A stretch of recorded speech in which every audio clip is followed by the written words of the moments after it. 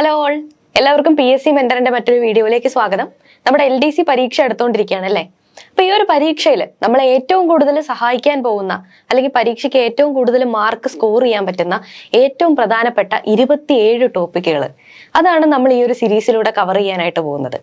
അപ്പൊ എനിക്ക് തോന്നുന്ന കേരള ജോഗ്രഫിയിൽ തന്നെ ഏറ്റവും കൂടുതൽ സ്റ്റേറ്റ്മെന്റ് ടൈപ്പിൽ അല്ലെങ്കിൽ നമുക്ക് കൺഫ്യൂഷൻ ഉണ്ടാക്കുന്ന തരത്തിലുള്ള ചോദ്യങ്ങൾ ചോദിച്ചിട്ടുള്ളതും ഏറ്റവും കൂടുതൽ ചോദ്യങ്ങൾ ചോദിച്ചിട്ടുള്ളതുമായിട്ടുള്ള ഒരു ഭാഗമാണ് കേരളത്തിലെ നദികൾ എന്ന് പറയുന്നത്. നദികൾ, കായലുകൾ, അതുപോലെ തന്നെ ആ നദിയിലുള്ള വെള്ളച്ചാട്ടങ്ങൾ അല്ലെങ്കിൽ ഡാമുകൾ തുടങ്ങിയിട്ടുള്ള ചോദ്യങ്ങൾ ഒരുപാട് നമ്മൾ കാണാറുണ്ട് അല്ലെ? ഇത്തരത്തിലുള്ള ചോദ്യങ്ങൾ വരുമ്പോൾ അങ്ങനെയുള്ള ചോദ്യങ്ങളെ നേരിടാൻ വേണ്ടിയിട്ട് ഇന്ന് നമ്മൾ കേരളത്തിലെ നദികളെ കുറിച്ചാണ് പഠിക്കാനായിട്ട് പോകുന്നത്. എൻ്റെ പേര് ഋതുനന്ദ എന്നാണ്. അപ്പൊ നമുക്ക് ക്ലാസ്സിലേക്ക് കിടക്കാം. കേരളത്തിലെ നദികൾ. നമുക്കറിയാം, കേരളത്തിന്റെ ലൊക്കേഷൻ ആണെങ്കിലും അതിന്റെ ആ ഒരു ജോഗ്രഫിക്കൽ പ്രത്യേകതകളൊക്കെ കാരണം കൊണ്ട് നമുക്ക് വളരെ എക്സ്ട്രീം ആയിട്ടുള്ള കണ്ടീഷനുകളൊന്നും ഇവിടെ ഉണ്ടാവാറില്ല അല്ലെ? വളരെ മോഡറേറ്റ് ആയിട്ടുള്ള ഒരു ക്ലൈമറ്റ് ആണ് നമുക്ക് എക്സ്പീരിയൻസ് ചെയ്യാനായിട്ട് പറ്റുക. അതിലെ ഒരു പ്രധാനപ്പെട്ട കാര്യം കേരളത്തിലുള്ള ഇത്രയും സമൃദ്ധമായിട്ടുള്ള ആ ഒരു ജലവിഭവം എന്നുള്ളതാണ്. അതായത് അത്രയും നല്ല രീതിയിൽ നമുക്ക് ഇവിടെ ജലസേചനം ലഭ്യമാവുന്നു. ഒരുപാട് നദികളും പുഴകളും ഒക്കെ നമുക്ക് ലഭ്യമായിട്ടുണ്ട്. അപ്പോൾ കേരളത്തിൽ മൊത്തം എത്ര നദികളുണ്ട് അല്ലെങ്കിൽ എത്ര പുഴകളുണ്ട്? അത് നമുക്ക് എല്ലാവർക്കും അറിയുന്ന ഒരു ചോദ്യമാണല്ലേ. എത്ര എണ്ണം ഉണ്ട്? 44 നദികളാണ്. 44 നദികൾ കേരളത്തിലുണ്ട്. അപ്പൊ ഈ 44 നദികളുണ്ട് എന്ന് നമ്മൾ പറഞ്ഞു. അതില് 41 പടിഞ്ഞാറോട്ട് ഒഴുകുന്നവയാണ്. നമ്മൾ കേരളത്തിന്റെ ആ ഒരു കിടപ്പുവശം, കേരളം എങ്ങനെയാണ് അതിന്റെ ഒരു മാപ്പ് എന്നുള്ളതൊന്ന് ആലോചിച്ച് നോക്കുക. ഓക്കെ, ഈ രീതിയിലല്ലേ കേരളം കിടക്കുന്നേ? ഇങ്ങനെയാണ്. ഇത് കേരളമാണെന്ന് നിങ്ങൾ അങ്ങ് വിശ്വസിക്കുക. ഈ ഭാഗത്ത് പശ്ചിമഘട്ടമുണ്ട്, ഈ ഭാഗത്ത് അറബിക്കടലുണ്ട് അല്ലേ? അപ്പൊ കേരളത്തിന്റെ പടിഞ്ഞാറ് ഭാഗം, അതായത് അറബിക്കടൽ, നദി എപ്പോഴും പോയി കടലിലാണല്ലോ ചേരുക. അപ്പോൾ അല്ലെങ്കിൽ പിന്നെ കായലോ അല്ലെങ്കിൽ കുറച്ചുകൂടെ വലിയ നദിയോ ആയിരിക്കും. അപ്പൊ അതൊരു പോഷക നദി പോലെ ആയിട്ട് മാറും അല്ലെ വലിയ നദിയിൽ ചേരുമ്പോൾ.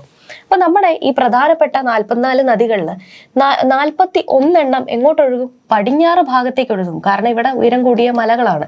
അവിടെ നിന്ന് പടിഞ്ഞാറ് ഭാഗത്തേക്ക്, അറബിക്കടലിന്റെ ഭാഗത്തേക്ക് ഒഴുകി വരും. അപ്പോ 41 എന്താ ചെയ്യുന്നത്? പടിഞ്ഞാറോട്ടാണ് ഒഴുകുന്നത്. ബാക്കി 3 എങ്ങോട്ടൊഴുകും? കിഴക്കോട്ടൊഴുകും. ബാക്കി 3 കിഴക്കോട്ടൊഴുകും. അപ്പൊ നമുക്ക് കേരളത്തിലെ 44 നദികളും പശ്ചിമഘട്ടത്തിൽ നിന്നാണ് ഉത്ഭവിക്കുന്നത് എന്നുള്ളൊരു പോയിന്റ് ഈസി ആയിട്ട് കിട്ടും. കാരണം കേരളത്തിന് ആ ഒരു ഭാഗം, കിഴക്ക് ഭാഗം മുഴുവനും കവർ ചെയ്തിരിക്കുന്നത് പശ്ചിമഘട്ടം തന്നെയാണ്. അപ്പോൾ ഈ 44 നദികളും എന്താണ്? പശ്ചിമഘട്ടത്തിൽ നിന്ന് തന്നെയാണ് ഉത്ഭവിക്കുന്നത്. കിഴക്കോട്ടൊഴുകുന്ന 3 നദികളും ചേരുന്നത് എവിടെയാണ്? കാവേരി നദിയിലാണ്. ഈ 3 നദികളെ കുറിച്ച് നമ്മൾ ഇനി ഇതിന്റെ ഒരു സെക്കൻഡ് പാർട്ട് ചെയ്യുന്നുണ്ട്. നദികൾ എന്ന് പറയുന്ന കുറച്ച് വാസ്റ്റ് ആയിട്ടുള്ള ടോപ്പിക് ആയതുകൊണ്ട് 2 പാർട്ടായിട്ടാണ് നമ്മൾ എടുത്തു പോകുന്നത്. അപ്പൊ ഇതിനകത്ത് ഈ 3 നദികളെ കുറിച്ച് നമ്മൾ പറയും.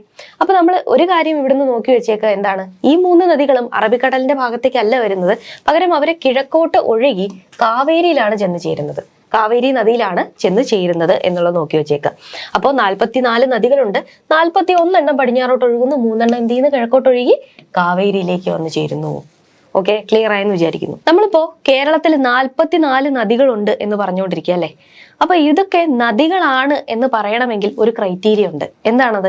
ഈ പറയുന്ന നദികൾക്കെല്ലാം 15 കിലോമീറ്ററിൽ കൂടുതൽ ദൂരം വേണം. 15 കിലോമീറ്ററിൽ കൂടുതൽ ഒഴുകണം. അങ്ങനെ ഉണ്ടെങ്കിൽ മാത്രമേ നമ്മൾ എന്ത് ചെയ്യുള്ളൂ? അവരെ നദി എന്ന് പറയുള്ളൂ. ഒരു പുഴ 15 കിലോമീറ്ററിൽ കൂടുതൽ ഒഴുകുകയാണെങ്കിൽ മാത്രമാണ് നമ്മൾ എന്ത് പറയുക? അതിനെ നദി എന്ന് പറയുക. അങ്ങനെയാണെങ്കിൽ ഒരു ചോദ്യം ചോദിക്കട്ടെ. കേരളത്തിൽ 15 കിലോമീറ്ററിൽ കൂടുതൽ ദൂരത്തിൽ ഒഴുകുന്ന എത്ര നദികളുണ്ട് അല്ലെങ്കിൽ എത്ര പുഴകളുണ്ട് എന്ന് ചോദിച്ചാൽ എന്താ അത്? 44 തന്നെയാണ്. കാരണം അതിൽ കൂടുതൽ ഉള്ളതുകൊണ്ടാണല്ലോ നമ്മൾ അതിനെ നദി എന്ന് വിളിച്ചത്. ഓക്കെ, അപ്പോൾ 15 കിലോമീറ്റർ കൂടുതൽ ഒഴുകുകയാണെങ്കിലേ നമ്മൾ എന്ത് പറയുള്ളൂ? നദിയായിട്ട് അംഗീകരിക്കുള്ളൂ. കേരളത്തിലെ ഏറ്റവും നീളം കൂടിയ നദി എന്ന് പറയുന്നത് പെരിയാറാണ്. മഞ്ചേശ്വരം പുഴയാണ് കേരളത്തിലെ ഏറ്റവും നീളം കുറഞ്ഞ നദി. 16 കിലോമീറ്റർ ആണ്. 16 കിലോമീറ്റർ ആണ് അതിന്റെ ഒരു ദൂരം എന്ന് പറയുന്നത്. ജസ്റ്റ് മിസ്സാണ്. ഏറ്റവും നീളം കുറഞ്ഞത് ഏതാണ്? മഞ്ചേശ്വരം പുഴയാണ്. 16 കിലോമീറ്റർ ഉണ്ട്. 15 ഉണ്ടെങ്കിൽ നമ്മൾ നദിയായിട്ട് പറയും. 16 ഉള്ളത് കൊണ്ട് മഞ്ചേശ്വരം പുഴ എന്തായി? നദിയായി.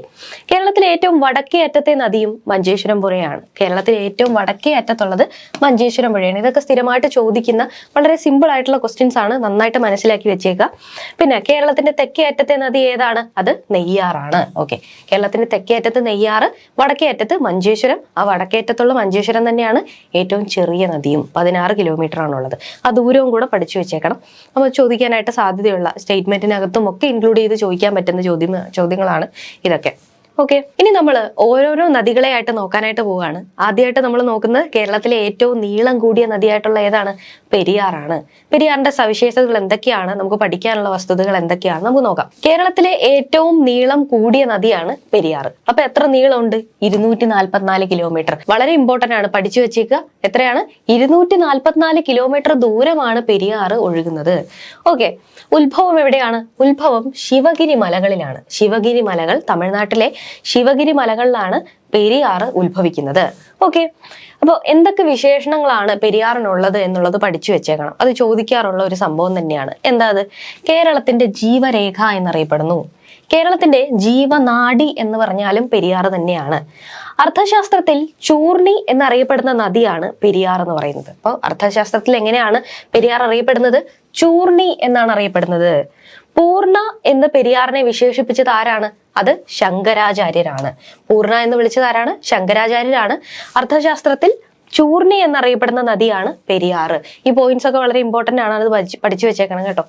ഓക്കെ, അപ്പൊ എന്തൊക്കെയാ പറഞ്ഞേ? 244 കിലോമീറ്റർ ഉണ്ട്, ഏറ്റവും നീളം കൂടുതലുണ്ട്, കേരളത്തിന്റെ ജീവരേഖ, ജീവനാഡി എല്ലാം പെരിയാറാണ്.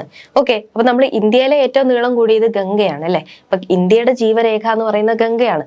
അതേപോലെ തന്നെ കേരളത്തിലെ ഏറ്റവും നീളം കൂടിയത് പെരിയാറാണ്. അപ്പൊ കേരളത്തിന്റെ ജീവരേഖ എന്തായിരിക്കും? പെരിയാർ തന്നെയായിരിക്കും. ഓക്കെ, നമുക്ക് അടുത്ത് നോക്കാം.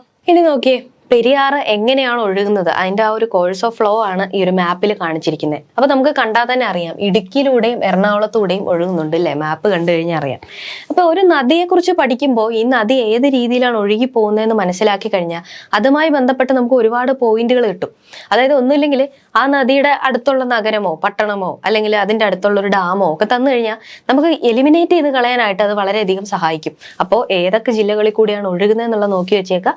ഇടുക്കിയും അതുപോലെ തന്നെ എറണാകുളത്തും കൂടിയാണ് നമ്മുടെ പെരിയാർ ഒഴുകി പോകുന്നത്. ഓക്കെ, മറ്റു ചില പേരുകളും കൂടെ പെരിയാറിനുണ്ട്. എന്തൊക്കെയാ അത്? ആലുവ പുഴ എന്നറിയപ്പെടുന്നു. ആലുവ പുഴയുടെ തീരത്ത്, ആലുവ പുഴ എന്താണ്? നമ്മുടെ പെരിയാറാണ്. പിന്നെന്താ അറിയപ്പെടുന്നു? കാലടിപ്പുഴ എന്ന് പറഞ്ഞു കഴിഞ്ഞാലും എന്താണ്? അത് നമ്മുടെ പെരിയാറാണ്. ഓക്കെ, ഇടുക്കി എറണാകുളം ജില്ലകളിലൂടെയാണ് നമ്മുടെ പെരിയാർ ഒഴുകി പോകുന്നത്. എറണാകുളം ജില്ലയിലുള്ള ആലുവയിൽ ചെല്ലുമ്പോഴത്തേക്കിനും പെരിയാർ എന്ത് ചെയ്യും? രണ്ടായിട്ട് പിരിയും. മംഗലപ്പുഴയെന്നും മാർത്താണ്ഡപ്പുഴയെന്നും രണ്ടായിട്ട് പിരിയുന്നതാണ് പെരിയാർ. എവിടെ വെച്ചിട്ടാ അത്? ആലുവയിൽ വെച്ചിട്ട്. ആലുവയിൽ വെച്ചിട്ട് നമ്മുടെ പെരിയാർ രണ്ടാവും, മംഗലപ്പുഴയും മാർത്താണ്ഡപ്പുഴയും. അങ്ങനെ രണ്ട് കൈവഴികളായിട്ട് നമ്മുടെ പെരിയാർ ഒഴുകിപ്പോകും. ഓക്കെ, ഇനി നമ്മുടെ PSC പരീക്ഷയിൽ മൾട്ടിപ്പിൾ ചോയ്സ് ആയിട്ടൊക്കെ ഒരുപാട് പ്രാവശ്യം ചോദിച്ചു കണ്ടിട്ടുള്ള ഒരു സംഭവമാണ് പോഷക നദികൾ. അതിപ്പോ നമ്മുടെ പെരിയാറിന്റെ ആണെങ്കിലും ഭാരതപ്പുഴയുടെ ഒക്കെ ആണെങ്കിലും പോഷക നദികൾ എന്ന് പറയുന്ന ഒരു പാർട്ട് ഭയങ്കരമായിട്ട് ഇമ്പോർട്ടന്റ് ആണ്. അപ്പൊ നമുക്ക് നോക്കാം, പെരിയാറിന്റെ ഏറ്റവും പ്രധാനപ്പെട്ട പോഷക നദികൾ എന്തൊക്കെയാണ്? മുല്ലയാറ്, മുതിരയാറ്, കട്ടപ്പനയാറ്, ചെറുതോണിയാറ്, ഇടമലയാർ, പെരിഞ്ചാൻകുട്ടിയാർ എന്നിവയാണ്. എന്തൊക്കെയാണ്? മുല്ലയാറ്, മുതിരപ്പുഴ, കട്ടപ്പനയാർ, ചെറുതോണിയാർ, ഇടമലയാർ, പെരിഞ്ചാൻകുട്ടിയാർ എന്നുള്ളതാണ്. അപ്പോൾ എന്തൊക്കെയാണ് ഈ ഒരു പേരുകൾ നമ്മളൊന്ന് നന്നായിട്ട് നോക്കി വെച്ചേക്കുക. കാരണം അത് മൾട്ടിപ്പിൾ ചോയ്സ് ആയിട്ട് ഈ താഴെ തന്നിരിക്കുന്നവയിൽ പെരിയാറിന്റെ പോഷക നദി അല്ലാത്തത് ഏത്, അല്ലെങ്കിൽ പോഷക നദി ആയത് ഏത് എന്നൊക്കെ ചോദിക്കാറുണ്ട്. അപ്പൊ നമ്മൾ എന്ത് ചെയ്യുക? എന്തെങ്കിലുമൊക്കെ കോഡൊക്കെ വെച്ചിട്ട് ഈ സംഭവം ഒന്ന് പഠിച്ചു വെക്കാനായിട്ട് ശ്രമിക്കുക. ഉദാഹരണത്തിന് പറയുവാണെങ്കിൽ നമുക്ക് നോക്കാം, ചെറിയ തോണിയില് മലയിൽ പോകാറുള്ള നമ്മുടെ കുട്ടപ്പൻ. ചെറിയ തോണിയില് മലയിൽ പോകാറുള്ള കുട്ടപ്പൻ. അപ്പൊ ചെറിയ തോണിയിലാണ് മലയിൽ പോയതില്ലേ കുട്ടപ്പൻ. വലിയൊരു സംഭവമാണ് നമ്മുടെ കുട്ടപ്പൻ ചെയ്തത്. അപ്പൊ എന്ത് ചെയ്തു? നമ്മുടെ പെരുന്തച്ഛനും മുല്ലാക്കയും കൂടെ വന്നിട്ട് കുട്ടപ്പൻ ഒരു കുതിരപ്പവൻ കൊടുത്തു എന്ന് ഓർത്ത് വെക്കുക. ഇത് ഞാൻ ഓർത്ത് വെച്ചിരിക്കുന്ന കോഡാണ്. നിങ്ങൾക്ക് ഇഷ്ടമുള്ള കോഡ് കൊടുക്കാം. ഞാൻ പറഞ്ഞ ഇതാണ്, ചെറിയൊരു തോണിയിൽ മലയിൽ പോകാറുള്ള നമ്മുടെ കുട്ടപ്പൻ. അപ്പൊ കുട്ടപ്പൻ ചെറിയ തോണിയിൽ മലയിൽ പോയി എന്നൊക്കെ പറയുമ്പോൾ വലിയൊരു അച്ചീവ്മെന്റ് ആണ്. അപ്പൊ എന്ത് ചെയ്തു? നമ്മുടെ പെരുന്തച്ഛനും, പെരിഞ്ചാൻകുട്ടിയാറാണ് പെരുന്തച്ഛൻ എന്ന് ഞാൻ പറയുന്നത്, പെരുന്തച്ഛനും അതുപോലെ മുല്ലാക്കയും കൂടെ വന്നിട്ട് നമ്മുടെ കുട്ടപ്പന് എന്ത് ചെയ്തു? ഒരു കുതിരപ്പവൻ കൊടുത്തു. അപ്പോൾ കട്ടപ്പനയാറിനെയാണ് കുട്ടപ്പൻ എന്ന് പറഞ്ഞേക്കുന്നത്. അപ്പൊ എന്താണ്? ഒരു കുതിരപ്പവൻ കൊടുത്തു, മുതിരപ്പുഴ എന്ന് ഓർത്ത് വെച്ചേക്കുക. നിങ്ങൾക്ക് ഇഷ്ടമുള്ള കോഡിട്ട് നിങ്ങൾക്ക് പഠിക്കാം. ഞാനൊരു കോഡ് പറഞ്ഞു എന്നേ ഉള്ളൂ. ഓക്കെ, നമുക്ക് അടുത്ത നോക്കാം. അടുത്തതായിട്ട് പെരിയാറിൽ നടന്നിട്ടുള്ള പ്രധാനപ്പെട്ട വെള്ളപ്പൊക്കം, അതിനെക്കുറിച്ചാണ് നമ്മൾ നോക്കാൻ പോകുന്നത്. 1341 കാലഘട്ടത്തില് പെരിയാറിൽ ഒരു വെള്ളപ്പൊക്കം നടന്നിട്ടുണ്ട്. അപ്പൊ ഇതിനെക്കുറിച്ച് നമുക്ക് ചോദിച്ചിട്ടുണ്ട്, അല്ലെങ്കിൽ നമുക്ക് പഠിക്കാനുള്ളൊരു സാധനം തന്നെ. നമുക്ക് പഠിക്കാനുള്ളൊരു പാർട്ട് കൂടിയാണത്. എന്താണ്? മുസിരിസ് തുറമുഖത്തിന്റെ, മുസിരിസ് എന്ന് പറയുന്ന കൊടുങ്ങല്ലൂരിലുള്ള മുസിരിസ് തുറമുഖത്തിന്റെ നാശത്തിന് കാരണമായ വെള്ളപ്പൊക്കമാണത്. അപ്പോൾ അതായത് മുസിരിസ് തുറമുഖം എന്ന് പറയുന്നത് ഇപ്പൊ ഇല്ല, അത് അന്നുണ്ടായിരുന്നതാണ്. അപ്പോൾ ആ തുറമുഖം ഇപ്പൊ ഇല്ലാത്തതിന്റെ കാരണം എന്താ? ഈ പറയുന്ന 1341 വെള്ളപ്പൊക്കത്തിൽ നശിച്ചു പോയത് കൊണ്ടാണ്. അങ്ങനെ ഈ മുസിരിസ് തുറമുഖം നശിച്ചതോടുകൂടി പിന്നീട് എന്ത് ചെയ്തു? കൊച്ചി ഒരു പ്രധാന തുറമുഖമായിട്ട് വളർന്നു വരികയും ചെയ്തു. ഓക്കെ, അപ്പൊ ഈ പറയുന്ന വെള്ളപ്പൊക്കം നമ്മുടെ ചരിത്രത്തിലൊക്കെ പങ്കുണ്ട് എന്ന് മനസ്സിലാക്കാം. അടുത്തതായിട്ട് 99 വെള്ളപ്പൊക്കം. ഇത് നിങ്ങൾ കേട്ടിട്ടുണ്ടാവും, പല സാഹിത്യ കൃതികളും ഇതേമായിട്ട് ബന്ധപ്പെട്ടിട്ട് എഴുതപ്പെട്ടിട്ടൊക്കെ ഉണ്ട്, സ്കൂളിലൊക്കെ പഠിച്ചിട്ടുണ്ടാവും. അപ്പൊ ഈ 99 വെള്ളപ്പൊക്കം അത് കൊല്ലവർഷം 1099, നമ്മുടെ മലയാള കൊല്ലവർഷം ഉണ്ടല്ലോ, ആ 1099 നടന്നുകൊണ്ടാണ് നമ്മൾ ഇതിനെ 99 വെള്ളപ്പൊക്കം എന്ന് വിളിക്കുന്നത്.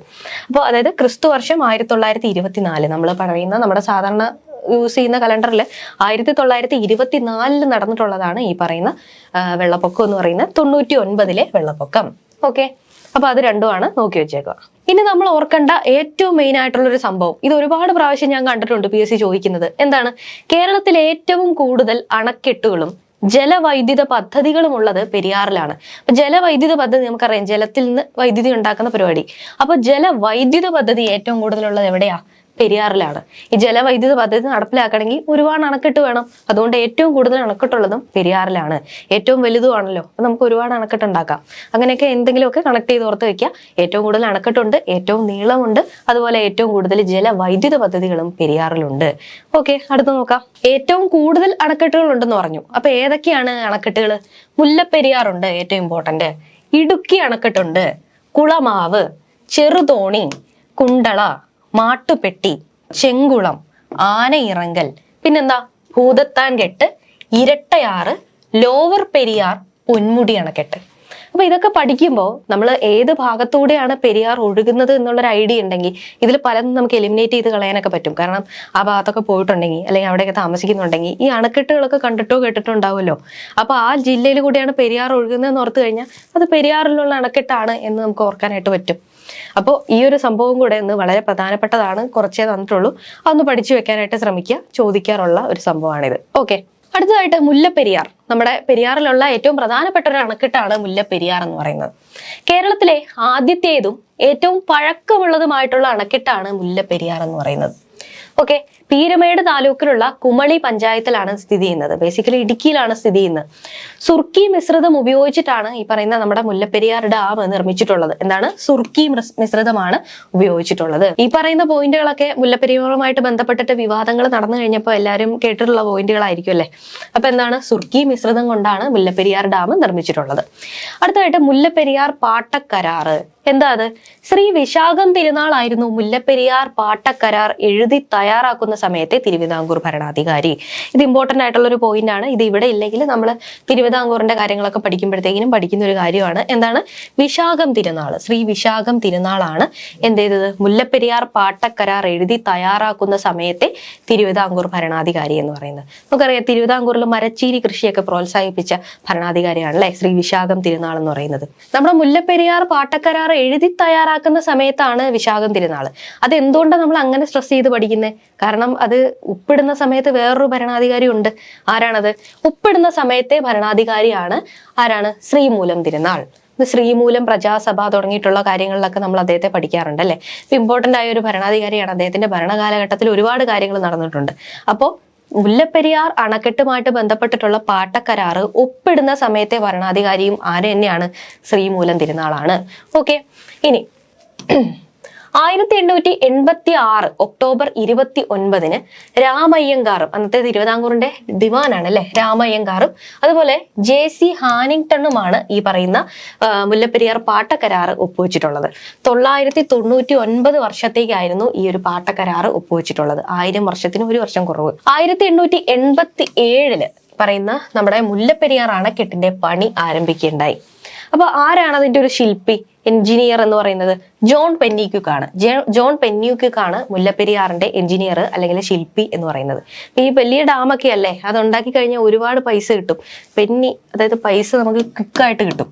അപ്പൊ ജോൺ പെന്നിക്യുക്കാണ് മുല്ലപ്പെരിയാറിന്റെ ശില്പി അല്ലെങ്കിൽ എഞ്ചിനീയർ എന്ന് പറയുന്നത്. അദ്ദേഹത്തിന്റെ ഒരു പ്രതിമയൊക്കെ തേനിയിൽ വെച്ചിട്ടുണ്ട്. അങ്ങനെയും കൂടെ ആ ഒരു പോയിന്റ് കൂടെ ഒന്ന് ഓർത്ത് വെച്ചേക്കാം. തമിഴ്നാട്ടിലെ തേനി, അവിടെ അദ്ദേഹത്തിന്റെ പ്രതിമയൊക്കെ സ്ഥാപിച്ചിട്ടുണ്ട്. ഈ ഒരു മുല്ലപ്പെരിയാർ അണക്കെട്ട് പണിതിന്റെ ആ ഒരു ശില്പി എന്നുള്ള ഒരു ബഹുമാന സൂചകമായിട്ട് അദ്ദേഹത്തിന്റെ പ്രതിമ വെച്ചിട്ടുണ്ട് എന്നുള്ളതും കൂടെ നോക്കി വെച്ചേക്കാം. തുടർന്ന് 1895 മുല്ലപ്പെരിയാർ ഡാം കമ്മീഷൻ ചെയ്തു. മുല്ലപ്പെരിയാർ അണക്കെട്ട് ഉദ്ഘാടനം ചെയ്തത് അന്നത്തെ മദ്രാസ് ഗവർണർ ആയിട്ടുള്ള വെൻ ലോക്ക് പ്രഭുവാണ്. നമ്മളൊരു സംഭവം ഉദ്ഘാടനം ചെയ്യുമ്പോഴത്തേക്കിന് നമ്മൾ എന്ത് ചെയ്യും? അതിനകത്ത് കയറി താമസിക്കണം. അപ്പൊ നമ്മൾ ലോക്ക് തുറന്നിട്ടാണ് അകത്ത് കയറി താമസിക്കുക. അപ്പൊ വെൻ ലോക്ക് പ്രഭുവാണ് ഉദ്ഘാടനം ചെയ്തിട്ടുള്ളത് എന്നോർത്ത് വെക്കുക. മുല്ലപ്പെരിയാർ പാട്ടക്കരാർ പുതുക്കിയത് 1970 1970. അപ്പൊ നമ്മൾ കേരളത്തിന്റെ ചരിത്രം പഠിക്കുമ്പോൾ 70 കാലഘട്ടത്തിൽ ആരാണ്? സി അച്യുതമേനോനാണ്. 70 മുതൽ 77 വരെ അദ്ദേഹമാണ് ഭരിച്ചത് അല്ലെ. അപ്പോൾ ശ്രീ അച്യുതമേനോനാണ് അന്ന് കേരളത്തിന്റെ മുഖ്യമന്ത്രി. അദ്ദേഹം മുഖ്യമന്ത്രി ആയിരിക്കവെയാണ് മുല്ലപ്പെരിയാറിന്റെ പാട്ടക്കരാറ് പുതുക്കിയിട്ടുള്ളത് എന്നുള്ളൂടെ ഒന്ന് നോക്കി വെച്ചേക്കാം. ഓക്കെ, അടുത്തതായിട്ട് പെരിയാറിലുള്ള ഏറ്റവും പ്രധാനപ്പെട്ട കുറച്ച് ജലവൈദ്യുത പദ്ധതികൾ ജസ്റ്റ് ഒന്ന് നോക്കി വെച്ചേക്കാം.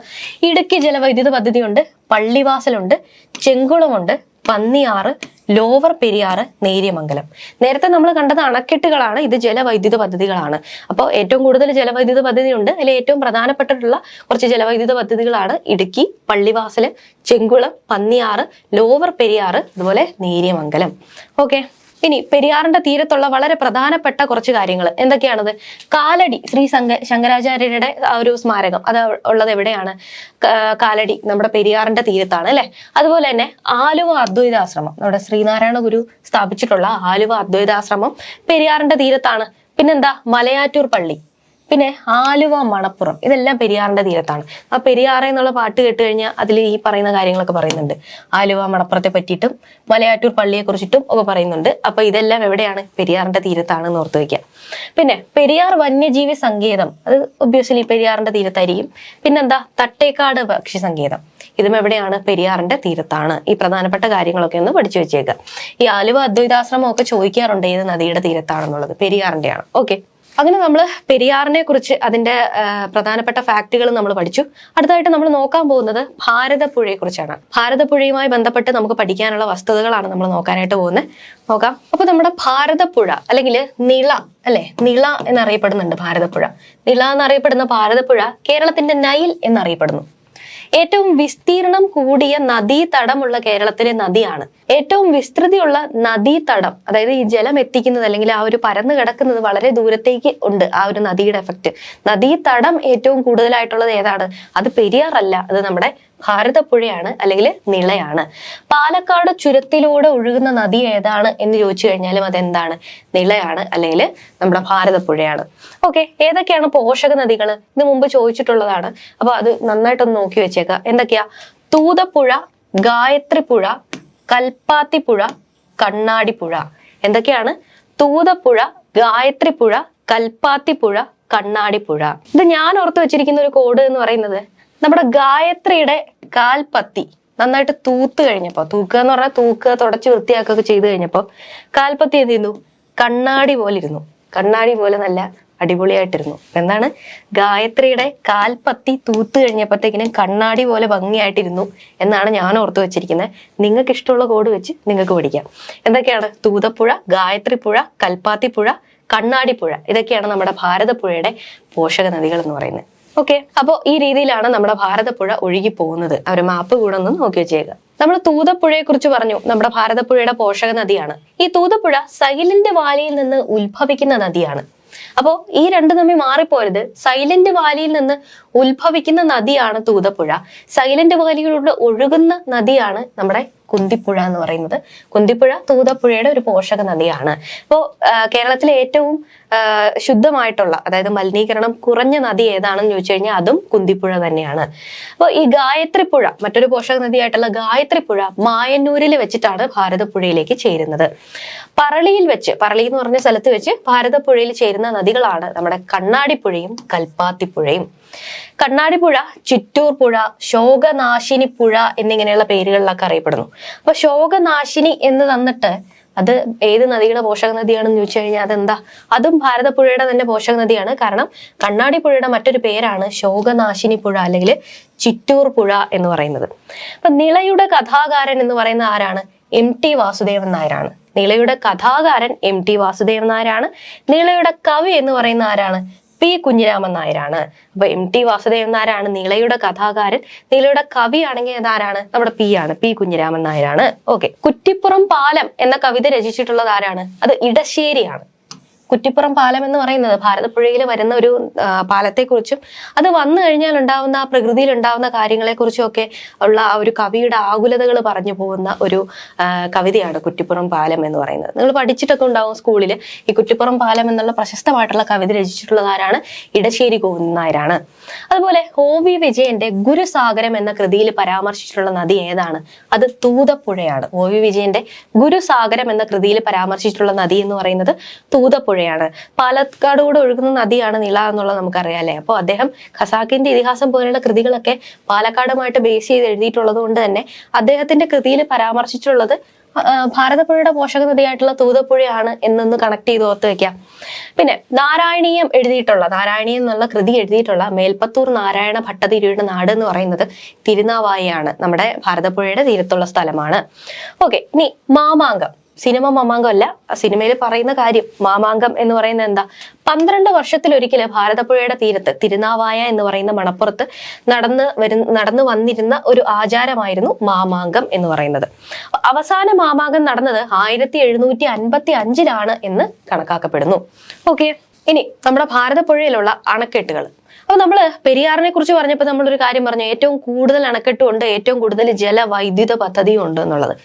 ഭാരതപ്പുഴയെ സംബന്ധിച്ചിടത്തോളം ഏറ്റവും കൂടുതൽ ജലസേചന പദ്ധതികളുള്ളത് ഭാരതപ്പുഴയിലാണ്. അപ്പൊ നമ്മൾ പാലക്കാട് കൂടെ ഒഴുകുന്നുണ്ട്, മലപ്പുറത്തുകൂടെ ഒഴുകുന്നുണ്ട്. പാലക്കാട് എന്ന് പറയുന്ന ഏറ്റവും ചൂട് കൂടിയ ജില്ലയല്ലേ അല്ലെ. അപ്പൊ അവിടെ ഒത്തിരി ജലം സേചന ചെയ്യണമല്ലോ. അതുകൊണ്ട് ജലസേചന പദ്ധതികൾ ഏറ്റവും കൂടുതലുള്ളത് ഭാരതപ്പുഴയിലാണ് എന്ന് വിചാരിച്ച് അങ്ങനെ ഒന്ന് കണക്ട് ചെയ്ത് ഓർത്ത് വയ്ക്കുക. ജലസേചന പദ്ധതിയാണ് ഭാരതപ്പുഴയിൽ കൂടുതൽ. ഇപ്പൊ എന്തൊക്കെയാ അണക്കെട്ടുകൾ? മംഗലം ഡാമുണ്ട്, മലമ്പുഴ ഡാമുണ്ട്, വാളയാർ ഡാമുണ്ട്, പോത്തുണ്ടി ഡാമുണ്ട്. എന്തൊക്കെയാ?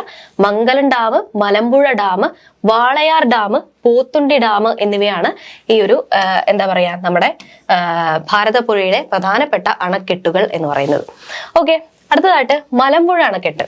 മലമ്പുഴ അണക്കെട്ട് വളരെ പ്രധാനപ്പെട്ട ഭാരതപ്പുഴയിലെ ഒരു അണക്കെട്ടാണ്. കാരണം എന്താണ്? കേരളത്തിലെ ഏറ്റവും വലിയ അണക്കെട്ടാണ്. 1955 അന്നത്തെ മദ്രാസ് സംസ്ഥാനത്തെ മുഖ്യമന്ത്രി ആയിരുന്ന K കാമരാജാണ് നമ്മുടെ മലമ്പുഴ അണക്കെട്ട് ഉദ്ഘാടനം ചെയ്തിരിക്കുന്നത്. K കാമരാജാണ് അന്ന് ഉദ്ഘാടനം ചെയ്തത്. എപ്പോഴാണ്? 1955 നമ്മുടെ മലമ്പുഴ അണക്കെട്ട് ഉദ്ഘാടനം ചെയ്തിട്ടുള്ളത്. മലമ്പുഴ ഉദ്യാനം കേരളത്തിലെ വൃന്ദാവനം എന്നറിയപ്പെടുന്നു. എന്താണ്? കേരളത്തിന്റെ വൃന്ദാവനം എന്നറിയപ്പെടുന്ന എന്താണ്? മലമ്പുഴയിലുള്ള ആ ഒരു ഉദ്യാനമാണ്. ഓക്കെ. കേരള കലാമണ്ഡലം സ്ഥിതി ചെയ്യുന്നത് എവിടെയാണ്? ചെറുതുരുത്തിയിലാണ്. അത് ഭാരതപ്പുഴയുടെ തീരത്താണ്. ശബരിമലയിലേക്ക് പോകുമ്പോൾ ഉള്ള ഇടത്താവളമായിട്ടുള്ള മിനി പമ്പ കുറ്റിപ്പുറത്ത് ഭാരതപ്പുഴയുടെ തീരത്ത് സ്ഥിതി ചെയ്യുന്നു. കുറ്റിപ്പുറം പാലം നമ്മൾ പറഞ്ഞല്ലോ അല്ലെ, അതിന്റെ തീരത്ത് സ്ഥിതി ചെയ്യുന്നു. കുഞ്ചൻ നമ്പ്യാരുടെ ജന്മസ്ഥലമായിട്ടുള്ള കലക്കത്ത് ഭവനം ഉള്ളതും എവിടെയാണ്? ഭാരതപ്പുഴയുടെ തീരത്താണ്. അപ്പൊ നമ്മൾ മേൽപ്പത്തൂർ ഭട്ടതിരിയുടെ കാര്യം പറഞ്ഞു. അതുപോലെ തന്നെ കുഞ്ചൻ നമ്പ്യാരുടെ ജന്മഗൃഹമായിട്ടുള്ള കലക്കത്ത് ഭവനവും എവിടെ തന്നെയാണ്? ഭാരതപ്പുഴയുടെ തീരത്താണ്. ഓക്കെ. അടുത്തതായിട്ട് കേരളത്തിലെ ഏറ്റവും നീളം കൂടിയ 3ാമത്തെ നദി പമ്പ. കേരളത്തിലെ 3ാമത്തെ ഏറ്റവും വലിയ നദിയാണ് എന്ത്? പമ്പ എന്ന് പറയുന്നത്. 176 കിലോമീറ്റർ ആണ് പമ്പയുടെ നീളം എന്ന് പറയുന്നത്. അപ്പൊ നമ്മൾ നേരത്തെ പെരിയാറിന്റെ കാര്യം പറഞ്ഞു, 244 കിലോമീറ്റർ. ഭാരതപ്പുഴയുടെ കാര്യം 209 കിലോമീറ്റർ ആണ്. 209 കിലോമീറ്റർ ആണ് ഭാരതപ്പുഴയുടെ നീളം എന്ന് പറയുന്നത്. നീളയുടെ നീളം എന്ന് പറയുന്നത്. നമ്മുടെ പമ്പയുടെ നീളം എത്രയാ? അത് 176 കിലോമീറ്റർ ആണ്. ഉത്ഭവം എവിടെയാണ്? പുളിച്ചിമലയിലാണ്. പുളിച്ചിമലയിലാണ് ഉത്ഭവം. വേമ്പനാട്ട് കായലിൽ വന്ന് പതിക്കുന്നു. പ്രാചീന കാലത്ത് ബാരിസ് എന്നറിയപ്പെട്ടിരുന്ന നദിയാണ് നമ്മുടെ പമ്പ എന്ന് പറയുന്നത്. അപ്പൊ ചൂർണി, പൂർണ എന്നൊക്കെ അറിയപ്പെട്ടിരുന്നത് നമ്മുടെ പെരിയാറായിരുന്നു. ബാരിസ് എന്നറിയപ്പെട്ടതോ അത് പമ്പയാണ്. ഇടുക്കി, പത്തനംതിട്ട, ആലപ്പുഴ ജില്ലകളിലൂടെയാണ് പമ്പ ഒഴുകിപ്പോകുന്നത്. തിരുവിതാംകൂറിന്റെ ജീവരേഖ, തിരുവിതാംകൂറിന്റെ ജീവനാഡി എന്നൊക്കെ അറിയപ്പെടുന്നത് ആരാണ്? പമ്പയാണ്. അപ്പൊ കേരളത്തിന്റെ ജീവരേഖയും ജീവനാഡിയും ഒക്കെ ആരാ? അത് പെരിയാറാണ്. ഓക്കെ. ദക്ഷിണ ഭാഗീരഥി എന്ന് പറയുന്നത് ഏതാണ്? അത് പമ്പയാണ്. ദക്ഷിണ ഭാഗീരഥി ആരാണ്? പമ്പയാണ്. അച്ഛൻ കോവിലാർ പമ്പയിൽ ചേരുന്നത് വിയ്യപുരം എന്ന് പറഞ്ഞിട്ടുള്ള സ്ഥലത്ത് വെച്ചിട്ടാണ്. അച്ഛൻ കോവിലാർ പമ്പയിൽ വന്ന് ചേരുന്നത്. അപ്പൊ നമുക്ക് ഒരു കാര്യം കിട്ടി, അച്ഛൻ കോവിലാർ എന്ത് ചെയ്തു? പമ്പയുടെ പോഷക നദിയാന്ന് കിട്ടി. പമ്പ ആക്ഷൻ പ്ലാൻ എന്ന് പറഞ്ഞൊരു പദ്ധതിയുണ്ട്. എന്താണത്? പമ്പയെ ശുദ്ധീകരിക്കാനുള്ള, അതിലുള്ള മാലിന്യങ്ങൾ നീക്കം ചെയ്യാനുള്ള ഒരു പദ്ധതിയാണ് പമ്പ ആക്ഷൻ പ്ലാൻ എന്ന് പറയുന്നത്. ഓക്കെ. അടുത്തതായിട്ട് പമ്പയിലുള്ള പ്രധാനപ്പെട്ട അണക്കെട്ടുകളാണ് ഏതൊക്കെയാണ്? ശബരി ഡാം, മണിയാർ ഡാം അല്ലെങ്കിൽ കക്കട്ടാർ എന്ന് പറയും, ഗവി അണക്കെട്ട്, കക്കി അണക്കെട്ട്, ആനത്തോട് അണക്കെട്ട്, പമ്പ അണക്കെട്ട്. ഇതൊക്കെ എവിടെയാണ്? നമ്മുടെ പമ്പാ നദിയിലുള്ള പ്രധാനപ്പെട്ട അണക്കെട്ടുകളാണ്. ഓക്കെ, അടുത്തതായിട്ട് പമ്പാ നദിയിലുള്ള പ്രധാനപ്പെട്ട ജലവൈദ്യുത പദ്ധതികൾ എന്തൊക്കെയത്? ശബരിഗിരി ജലവൈദ്യുത പദ്ധതി, മണിയാർ ജലവൈദ്യുത പദ്ധതി. ഇവിടെ മണിയാർ എന്ന് പറയുന്നത് പ്രൈവറ്റ് ആണ് അല്ലെ, പ്രൈവറ്റ് ആണ്, സ്വകാര്യമായിട്ടുള്ള അണക്കെട്ടാണ്, സ്വകാര്യ ഉടമസ്ഥതയിലുള്ള അണക്കെട്ടാണ് നമ്മുടെ മണിയാർ എന്ന് പറയുന്നത്. ഓക്കെ, അടുത്തതായിട്ട് ത്രിവേണി പാലം പത്തനംതിട്ട ജില്ലയിലുള്ള പമ്പാ നദിയിലാണ് സ്ഥിതി ചെയ്യുന്നത്. അപ്പോൾ എവിടെയാണ് ത്രിവേണി പാലം ഉള്ളത്? പത്തനംതിട്ട ജില്ലയിലാണ്, പമ്പയിലാണ്.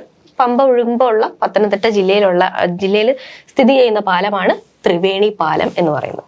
ഓക്കെ, അടുത്തതായിട്ട് നോക്കാൻ പോകുന്ന കേരളത്തിലെ ഏറ്റവും നീളം കൂടിയ 4ാമത്തെ നദി ചാലിയാറ്. കേരളത്തിലെ ഏറ്റവും നീളം കൂടിയ 4ാമത്തെ നദിയാണെന്ന് പറഞ്ഞു. എത്രയുണ്ട്? 169 കിലോമീറ്റർ ആണ് നീളം എന്ന് പറയുന്നത്. ഇളമ്പലേരി കുന്നുകളിലാണ് ഉത്ഭവിക്കുന്നത്. എവിടെ പോയിട്ടാ പതിക്കുന്നത്? അറബിക്കടലില്. ഓക്കെ, വയനാട്, മലപ്പുറം, കോഴിക്കോട് ജില്ലകളിലൂടെയാണ് ഒഴുകുന്നത്. ആരാണ്? നമ്മുടെ ചാലിയാർ ഒഴുകുന്നത്. പതനം എവിടെയാണ്? പതനം അറബിക്കടലിൽ തന്നെയാണ്. അപ്പോൾ ബേപ്പൂർ പുഴ എന്നറിയപ്പെടുന്നതും എന്ത് തന്നെയാണ്? ചാലിയാർ തന്നെയാണ്. ബേപ്പൂർ പുഴ എന്നറിയപ്പെടുന്നുണ്ട്. അതുപോലെ അറബിക്കടലിലാണ് പതിക്കുന്നത്. ഉത്ഭവിക്കുന്നത് എവിടെയാണ്? ഇളമ്പലേരി കുന്നിലാണ്. ഓക്കെ, ചാലിയാറിനെ കുറിച്ച് പറയുമ്പോൾ മറ്റൊരു കാര്യമുള്ളത്, ഏറ്റവും മലിനീകരിക്കപ്പെട്ടിട്ടുള്ള നദി എന്ന് പറയുന്നത് ചാലിയാറും അതുപോലെ തന്നെ പെരിയാറും ഏറ്റവും കൂടുതൽ മലിനീകരിക്കപ്പെട്ടിട്ടുള്ള നദി തന്നെയാണ്. ചാലിയാറിനെ സംബന്ധിച്ച് അതിന്റെ തീരത്തുണ്ടായിരുന്ന റയോൺ ഫാക്ടറി അല്ലെ, അത് ചാലിയാറിനെ വളരെയധികം മലിനമാക്കിയിരുന്നു. അതുമായി ബന്ധപ്പെട്ട് പ്രക്ഷോഭങ്ങളൊക്കെ നടക്കുകയുണ്ടായി. കെ റഹ്മാൻ എന്ന് പറയുന്ന വ്യക്തിയാണ് ചാലിയാറുമായിട്ട് ബന്ധപ്പെട്ടിട്ടുള്ള പ്രക്ഷോഭങ്ങൾക്ക് നേതൃത്വം കൊടുത്തിട്ടുള്ളത്. നമ്മൾ പരിസ്ഥിതി പ്രസ്ഥാനങ്ങളും മറ്റും പഠിക്കുമ്പോൾ വളരെ ഇമ്പോർട്ടന്റ് ആയിട്ട് പഠിക്കുന്ന ഒരു ടോപ്പിക് തന്നെയാണത്. അപ്പൊ അതുമായിട്ട് ബന്ധപ്പെട്ട് ചാലിയാറുമായിട്ട് ബന്ധപ്പെട്ട് അങ്ങനെ ഒരു ഫാക്ട് ഉണ്ട് എന്നുള്ളത് കൂടെ നോക്കി വെച്ചേക്കാം. അതുപോലെ തന്നെ കേരളത്തിൽ സ്വർണ്ണ നിക്ഷേപം കണ്ടെത്തിയിട്ടുള്ളത് ചാലിയാറിന്റെ തീരത്താണ്. സ്വർണ്ണ നിക്ഷേപം കണ്ടെത്തിയിട്ടുള്ളത് ചാലിയാറിന്റെ തീരത്താണ് എന്നുള്ളതോട് നോക്കി വെച്ചേക്കാം. അടുത്തതായിട്ട് നമ്മൾ പഠിക്കാൻ പോകുന്നത് ചാലക്കുടി പുഴയാണ്. അപ്പൊ നമ്മൾ ഇതിനു മുമ്പ് നദികളുടെയൊക്കെ ചിത്രം കൊടുത്തു കഴിഞ്ഞപ്പോൾ നദികളിൽ പലതിലും ഇത്രയൊന്നും ജലമില്ല അല്ലെ, പ്രത്യേകിച്ച് വേനൽക്കാലമാകുമ്പോൾ. ഇവരൊക്കെ പെനിൻസുലാർ നദികളാണ്, നമുക്കറിയാം, ഉപദ്വീപീയ നദികളാണ് അല്ലെ. മാത്രമല്ല മനുഷ്യന്റെ ഇടപെടലും മണൽവാരലും ഒക്കെ കാരണം ഭാരതപ്പുഴയിലൊന്നും അധികം വെള്ളമൊന്നുമില്ല. പിന്നെ നമുക്കൊരു വിഷമാവണ്ടെന്ന് കരുതി നിറയെ വെള്ളമുള്ളൊരു ഫോട്ടോ കൊടുത്തു എന്നേ ഉള്ളൂ. പക്ഷെ ഇവിടെ വിഷമാവണ്ട എന്നുള്ളത് കൊണ്ട് കൊടുത്തതല്ല. എന്താണ്? ഈ ചിത്രം കണ്ടാൽ തന്നെ നമുക്കറിയാം അത് ആതിരപ്പള്ളി വാട്ടർഫാൾസ് ആണ്. അപ്പൊ ചാലക്കുടി പുഴയിലാണ് ആതിരപ്പള്ളി വാഴച്ചാൽ വെള്ളച്ചാട്ടം സ്ഥിതി ചെയ്യുന്നത്. അത് ഈ പിക്ചറിൽ നിന്ന് പഠിച്ചു പോവുക. നമുക്ക് നോക്കാം ചാലക്കുടി പുഴ. കേരളത്തിലെ ഏറ്റവും നീളം കൂടിയ 5ാമത്തെ നദിയാണ് നമ്മുടെ ചാലക്കുടി പുഴ എന്ന് പറയുന്നത്. എത്രയുണ്ട് നീളം? 145.5 കിലോമീറ്റർ. ഈ നീളങ്ങൾ പഠിച്ചു വെച്ചേക്കാം കേട്ടോ, എത്ര ദൂരം ഒഴുകുന്നുണ്ട് എന്നുള്ള കാര്യം. ഉത്ഭവം എവിടെയാണ്? ഉത്ഭവം ആനമലയിലാണ്. പതനം എന്ന് പറയുന്നത് പെരിയാറിലാണ് പോയി പതിക്കുന്നത്. ഏറ്റവും കൂടുതൽ ജൈവ വൈവിധ്യ സമ്പത്തുള്ള നദിയാണ് ചാലക്കുടി പുഴ എന്ന് പറയുന്നത്. അതായത് മത്സ്യസമ്പത്ത്. ഇപ്പൊ മത്സ്യസമ്പത്ത് എന്ന് പറഞ്ഞാലും ജൈവ വൈവിധ്യം കൂടുതലുണ്ടെന്ന് പറഞ്ഞാലും ഏറ്റവും കൂടുതൽ ഇനം മത്സ്യങ്ങളെ കാണപ്പെടുന്നു എന്ന് പറഞ്ഞാലും ഒക്കെ എന്താണ്? ചാലക്കുടി പുഴയാണ്.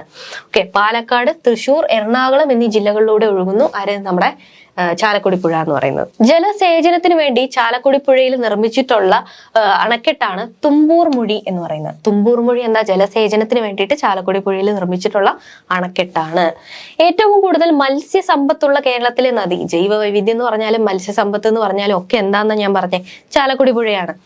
ആതിരപ്പള്ളി വാഴച്ചാൽ വെള്ളച്ചാട്ടം ചാലക്കുടി പുഴയിൽ സ്ഥിതി ചെയ്യുന്നു. നമ്മൾ ആ പിക്ചറിൽ നിന്ന് തന്നെ പഠിച്ചു അല്ലെ, ബാഹുബലിയെ ഓർത്താൽ മതി. അപ്പോൾ പുള്ളിമല കയറിപ്പോന്നൊക്കെ ഓർക്കുക. ആതിരപ്പള്ളി വെള്ളച്ചാട്ടം എവിടെയാണ്? ചാലക്കുടി പുഴയിലാണ് ഉള്ളത്. ഓക്കെ, ഇനി നമ്മൾ പഠിച്ച കാര്യങ്ങളൊക്കെ വെച്ചിട്ട് ഒരു സ്റ്റേറ്റ്മെന്റ് മോഡൽ ചോദ്യം, ഇത്തരത്തിലുള്ള ചോദ്യങ്ങൾ ചോദിക്കാറുണ്ട്. ഇതിനു മുമ്പ് ചോദിച്ചിട്ടുള്ള ഒരു പ്രീവിയസ് ക്വസ്റ്റ്യൻ ആണ്. കുറച്ച് കോംപ്ലക്സ് ആയിട്ട് നമ്മൾ തോന്നുമെങ്കിലും നമ്മൾ പഠിച്ചിട്ടുള്ള കാര്യങ്ങളെല്ലാം നന്നായിട്ട് മനസ്സിലായിട്ടുണ്ടെങ്കിൽ നമുക്ക് ഈസി ആയിട്ട് ഉത്തരം എഴുതാൻ പറ്റും. നമുക്ക് നോക്കാം എന്തൊക്കെയാണ് പറയുന്നത് എന്നുള്ളത്. താഴെ പറയുന്നതിൽ ശരിയായ പ്രസ്താവന എന്താണ് എന്നുള്ളതാണ് ചോദിക്കുന്നത്. ശരിയായതാണേ പ്രസ്താവന കണ്ടെത്തുക. അർത്ഥശാസ്ത്രത്തിൽ ചൂർണി എന്ന് പരാമർശിച്ചിരിക്കുന്നത് പെരിയാർ നദിയാണ്. ശരിയാണോ അല്ലയോ? ചൂർണി, പൂർണ്ണ എന്നൊക്കെ പറഞ്ഞു അല്ലെ. ശങ്കരാചാര്യര് പൂർണ്ണ എന്ന് വിളിച്ചു. അർത്ഥശാസ്ത്രത്തിൽ എന്തോ ഉള്ളേ? അർത്ഥശാസ്ത്രത്തില് ചൂർണി എന്ന് പറഞ്ഞിട്ടുള്ളേ. അപ്പോ ആ പറയുന്ന സ്റ്റേറ്റ്മെന്റ് എന്ന് പറയുന്നത് ശരിയാണല്ലേ. ഇനി ചാലക്കുടി പുഴ ആനമലയിൽ നിന്ന് ഉത്ഭവിക്കുന്നു. ശരിയല്ലേ? ശരിയാണ്. നമ്മൾ ഇപ്പൊ പഠിച്ചുള്ളൂ ആനമലയിൽ നിന്ന് ഉത്ഭവിക്കുന്നു, പെരിയാറിൽ പോയി ചേരുന്നു എന്നുള്ള കാര്യം. പമ്പാ നദി അഷ്ടമുടി കായലിൽ ചേരുന്നു. ഇത് ശരിയാണോ തെറ്റാണോ എന്നുള്ളത് നമ്മൾ എങ്ങനെ കണ്ടുപിടിക്കും? നമ്മൾ പറഞ്ഞു പമ്പാ നദി ഒഴുകി പോകുന്ന ജില്ലകൾ എന്തൊക്കെയാണെന്നുള്ളതല്ലേ. അഷ്ടമുടിക്കായൽ എവിടെയുള്ളത്? അത് കൊല്ലത്താ ഉള്ളേ. ആ ഭാഗത്തേക്ക് പമ്പാ നദി ഒഴുകുന്നുണ്ടോ? ഇല്ല. അങ്ങനെ ഒരു ഐഡിയ വെച്ച് വേണമെങ്കിൽ നമുക്കത് കട്ട് ചെയ്ത് കളയാം. നമ്മുടെ പമ്പാ നദി വേമ്പനാട്ട് കായലിലാണ് പോയി ചേരുന്നത്. ഓക്കെ, അപ്പൊ ആ ഒരു ഫാക്ട് പോയി, അത് തെറ്റാണ്.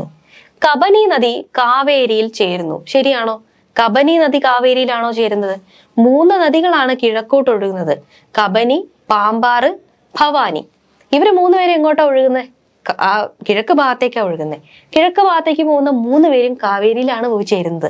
അതുകൊണ്ട് കബനി നദി കാവേരി നദിയിൽ ചേരുന്നു എന്ന് പറഞ്ഞാൽ അത് ശരിയാണ്. ഇവിടെ ആകെ തെറ്റുള്ളത് 3 എന്ന് പറയുന്ന ഓപ്ഷൻ മാത്രമേ ഉള്ളൂ. അപ്പൊ 3 ഓപ്ഷനുകൾ 2 നമ്മൾ ഇനി വെട്ടിക്കളയാം. പിന്നെ 2, 4, 1, 4 ഉള്ളൂ. ഒന്നാമത്തെ സ്റ്റേറ്റ്മെന്റ് വളരെ ശരിയായതുകൊണ്ട് നമ്മുടെ ഉത്തരം എന്ന് പറയുന്നത് ആൻസർ സി ആണ്. ആൻസർ എന്താണ്?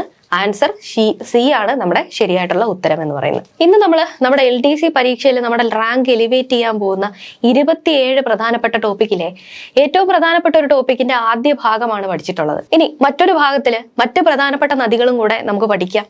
അതിലെ പ്രധാനപ്പെട്ട കാര്യങ്ങളും ഒക്കെ നോക്കാം. PSCയുടെ പാറ്റേൺ മാറി വന്നപ്പോൾ മാറി വരുന്ന ക്വസ്റ്റ്യൻസിനെ അറ്റൻഡ് ചെയ്യാനായിട്ട് നമ്മൾ ശ്രമിക്കുമ്പോൾ ആ ചോദ്യം എന്താണ് ആവശ്യപ്പെടുന്നത് എന്ന് മനസ്സിലാക്കിയിട്ട് നമ്മൾ പഠിക്കാനായിട്ട് ശ്രമിക്കാം. അങ്ങനെ നോക്കുമ്പോൾ വളരെയധികം പ്രാവശ്യം ആവർത്തിച്ച് കണ്ടിട്ടുള്ള അല്ലെങ്കിൽ പഠിക്കാതെ പോകാൻ പറ്റാത്ത ഇമ്പോർട്ടൻ്റ് ആയിട്ടുള്ള ഒരു ടോപ്പിക്കാണ് നമ്മൾ ഇന്ന് കവർ ചെയ്തിട്ടുള്ളത്. ഇതുപോലെയുള്ള മറ്റ് ടോപ്പിക്കുകൾ നമ്മുടെ ചാനലിനകത്ത് കവർ ചെയ്തിട്ടുണ്ട്. അതുപോലെ തന്നെ SCRT, കറണ്ട് അഫയേഴ്സ് തുടങ്ങി നമ്മുടെ LDC പരീക്ഷയ്ക്ക് ഉപകാരപ്രദമായിട്ടുള്ള ഒരുപാട് വീഡിയോസ് നമ്മുടെ ചാനലിലുണ്ട്. നിങ്ങൾ അതൊക്കെ എടുത്ത് ഒന്ന് ചെക്കൗട്ട് ചെയ്ത് നോക്കുമെന്ന് വിചാരിക്കുന്നു. ഈ വീഡിയോ ഇഷ്ടപ്പെട്ടെങ്കിൽ നിങ്ങളുടെ സുഹൃത്തുക്കളിലേക്ക് ഷെയർ ചെയ്യുക, ഈ ചാനൽ സബ്സ്ക്രൈബ് ചെയ്യുക, അതുപോലെ വീഡിയോയ്ക്ക് ലൈക്ക് ചെയ്യുക. മറ്റൊരു വീഡിയോയിലൂടെ നമുക്ക് വീണ്ടും കാണാം. Thank you for watching the video.